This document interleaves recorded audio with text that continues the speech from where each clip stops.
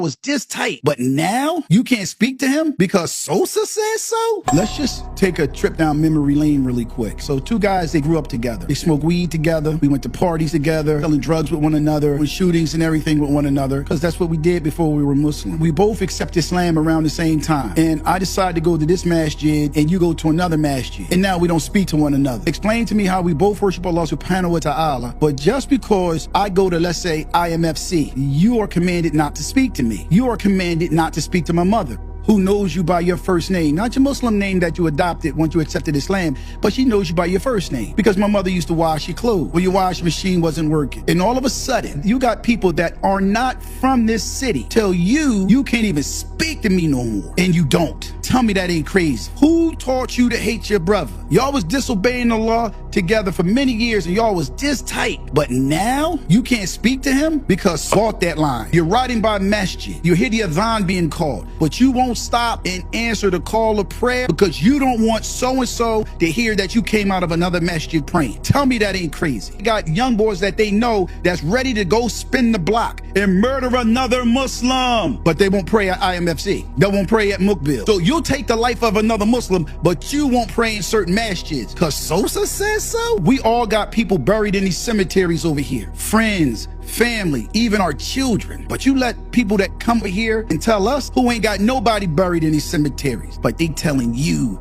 can't speak to someone who you grew up with. I read a text message from a brother. His ex-wife said, if you take your children to Imam Muslim Family Center, I will not allow you to see your children again. Now, I ain't gonna say no names because ain't nobody said my name. But if you say my name, I'm gonna say your name because I ain't afraid. Just because your pants is above your ankles and your beard is bigger than mine, you're more righteous than I am. A brother comes into the masjid, he doesn't have any hair on his face, we looking at him all crazy. He might not even know he's supposed to grow his beard. He may not know that his pants are supposed to be above his ankle, but then he comes into the masajid and he feels unwelcome. He could have been on his way to a bar. He could have been on his way to the crack house. But here it is, a lot of us with our pants above our ankles and our beards are running up in people's homes, terrorizing people's families. All these little steppers and shooters, most of them got shahada, if not all of them. You'll spin the block and go murder another human being, but you won't pray in Mukbil. You won't pray in IMFC. You won't get caught dead coming out that masjid because Sosa said so. None of us are sinless, but we need to work on unifying one another because maybe if the adults who got all these hadiths and all the Quran and all of this stuff